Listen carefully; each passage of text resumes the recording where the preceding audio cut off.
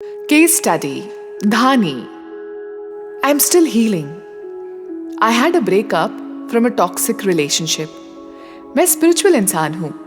एक toxic relationship से पूरी तरह निकलना चाहती हूँ. मुझे नहीं मालूम ऐसा क्या कनेक्शन है पास्ट लाइफ का मेरे एक्स बॉयफ्रेंड से मेरा. मैं इमोशनली एग्जॉस्ट हो चुकी हूँ.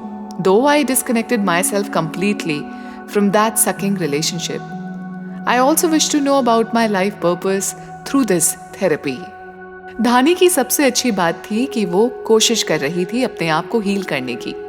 It's not easy to come out of a long time abusive relationship. She had lots of gratitude within. क्योंकि कुछ नेटवर्क इश्यूज थे धानी के यहाँ, so we decided to take this session on a call. I took it for the first time and it was an amazing experience as it all went through flawlessly. The session. ये गुजरात जैसा है. मेरा नाम रेवती है. 32 के आसपास की हूँ अभी. मैं देख सकती हूँ. ये एक हवेली है जहाँ कुछ कमरे हैं. अलग से मैं वहाँ रहती हूँ. मैं पढ़ना लिखना नहीं जानती. Okay, so who are you? मैं महाराजा की वैसे तो पत्नी हूँ, पर मुझे किसी ने एक्सेप्ट नहीं किया है क्योंकि मेरी माँ यहाँ पर एक डांसर थी. बट मैं माँ की तरह डांसर नहीं बनी. मेरा माइंडसेट डिवोशनल रहा हमेशा. एक देवी का मंदिर दिख रहा है मुझे यहाँ. मैं वहाँ शिवलिंग पर पानी देने जाती थी 13 इयर्स की एज से. नेक्स्ट सीन में धानी ने देखा कि वो तकलीफ में है. महाराजा बहुत बहुत प्यार करते थे, पर जो बाकी की 3 रानियां हैं ना, उनको ये बात अच्छी नहीं लगती थी. प्रजा को भड़काया गया. बोल रहे हैं कि महाराजा धोखेबाज हैं. मुझे जान से मार रहे हैं.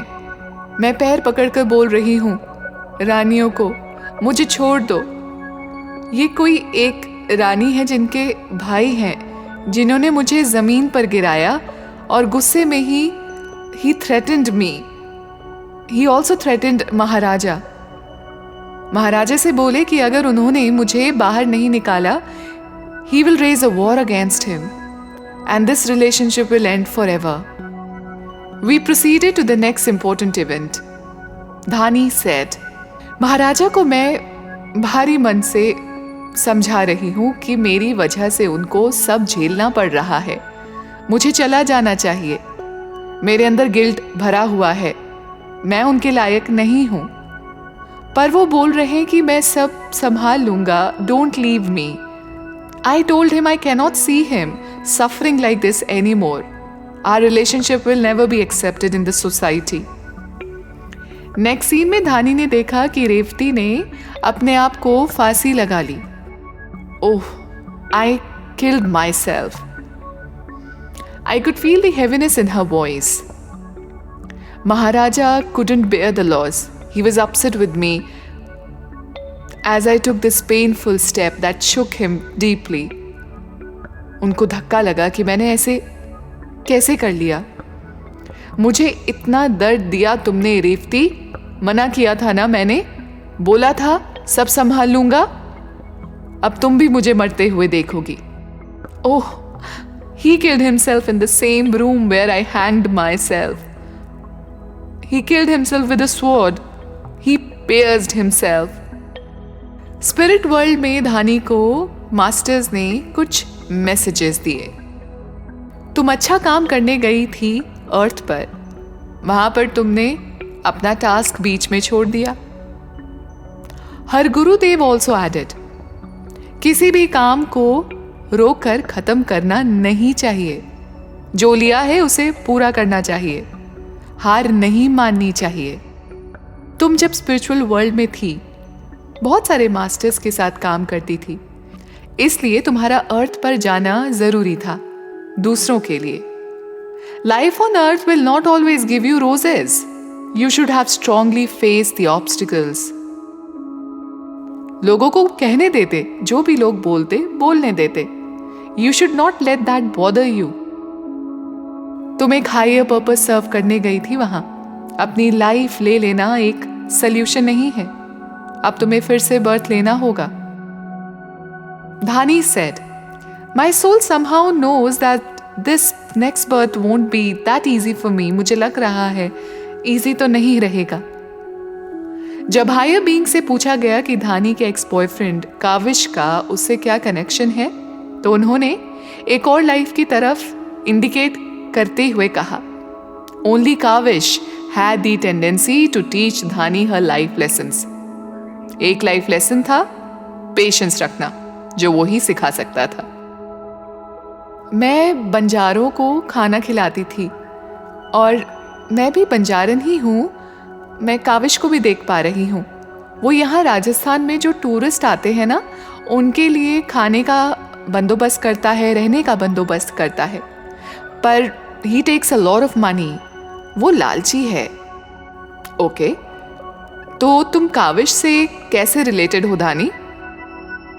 वो हस्बैंड है मेरे. मेरा नाम बेला है. नेक्स्ट सीन में धानी ने बताया that she also had a son. मैं नहीं चाहती थी मेरे बेटे पर उसके फादर का असर हो. वो धोखे से पैसे कमाता था. एडिक्शन था उसको, दारू पीता था. काविश बहुत बहुत चालाक है. धानी ने बताया कि उसके पति को उसके होने से कोई फर्क नहीं पड़ता था. बस चाहता था कि वो उसके लिए काम करे, टूरिस्ट के लिए खाना बनाए और वो पैसे कमाए. जो वो बोले वो उसे सुने. उसको अल्कोहल एडिक्शन बहुत ज्यादा था. एक दिन एक पुलिस वाले ने बदतमीजी दिखाई मेरे साथ, पर काविश ने उसे रोका नहीं. After some time Dhani said, I can see that he died at the age of 53. मैं ठीक हूं उसके मरने के बाद भी. मेरा बेटा है 23 साल के आसपास का. कोई बिलारा जगह है राजस्थान में, वहीं रहते हैं हम अभी. बेटा पढ़ाई के लिए शहर भेज दिया है मैंने. ओके, अब आगे बढ़ो और देखो फिर क्या हुआ तुम्हारी लाइफ में. 63 के आसपास हूँ. ब्रीदिंग प्रॉब्लम लग रही है. डेथ के ही आसपास का समय मुझे महसूस हो रहा है. When Dhani left her body, she met the energy of her Guruji who appreciated her. तुमने इस लाइफ में बहुत अच्छे से अपने लाइफ लेसन्स पर काम किया है. छोड़ा नहीं, डटी रही. When I asked Dhani to ask the higher energy what is the karmic account linked with Kavish in her current life, he said, Dhani chose this task. वो एक बार फिर से काविश को सुधारने की कोशिश करना चाहती थी अपनी करंट लाइफ में, इसलिए वो उससे मिली. अभी भी काविश अल्कोहल एडिक्ट है, धानी ने बताया. Dhani also felt the energy of her husband from the past life, Maharaja.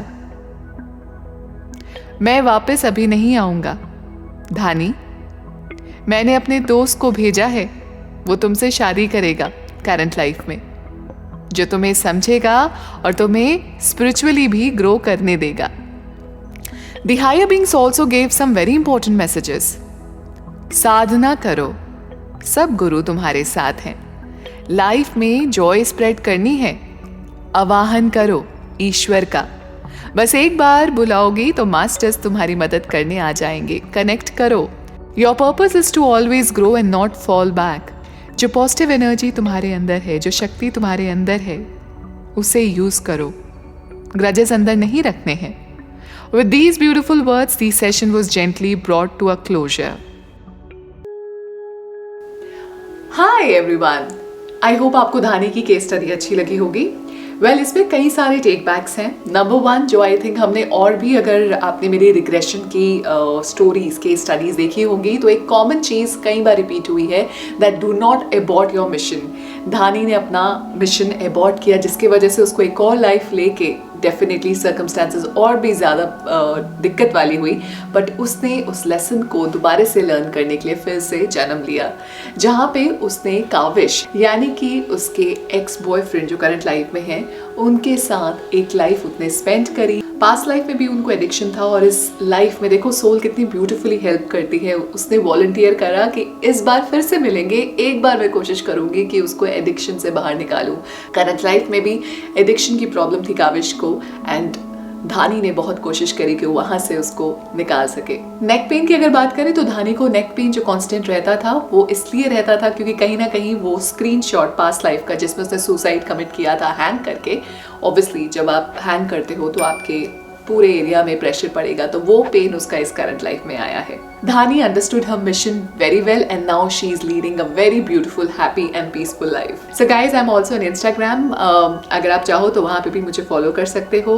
There are little doses of encouragements, आप उनको भी देख सकते हैं। Take care, have a nice day.